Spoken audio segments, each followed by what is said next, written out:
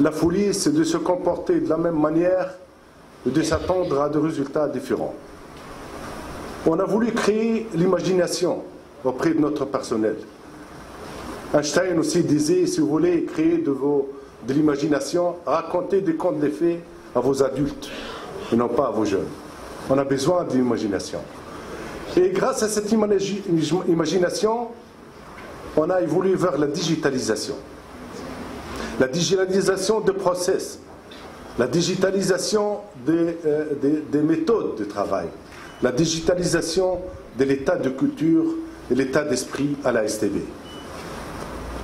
Certains de mes collègues m'ont proposé, pour changer la perception qu'on s'est fait de la banque, de la STB comme une banque vieille, une banque vieillissante, de changer le logo, de faire apparaître des nouveaux produits, de faire de la communication.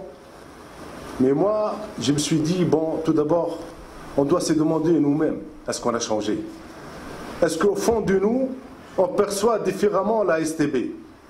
Et je suis sûr qu'actuellement, avec ce changement culturel, avec ce passage de la zone de confort, tout le monde de nous se pose une multitude de questions.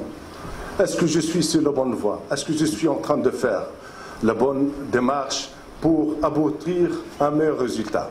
Tout le monde s'est fait de soucis pour le client. Mais c'était propre aux front, apparemment. Propre aux vendeurs, propre aux agences.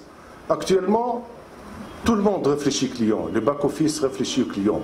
Parce qu'on a tous la conviction que si on veut améliorer la qualité de service, c'est par le back qu'il faut commencer, et non pas par le front. La chaîne de valeur commence en back-office. Si on veut optimiser le coût de l'opération, c'est le back-office. Si on veut écourter le temps, c'est le back-office. Donc, à partir du moment que tout le monde a fait cette rupture, que tout le monde a quelque part fait son autocritique à propos de la qualité du service, de la rupture avec la façon de faire, on a opté pour l'innovation. Et l'innovation se confirme de plus en plus à la STB. Et là, ce n'est qu'un produit qui vient confirmer ce choix, à savoir le GPI. Le Global Payment Innovation, c'était un choix qui remonte à novembre 2018, où ça a été le premier contact.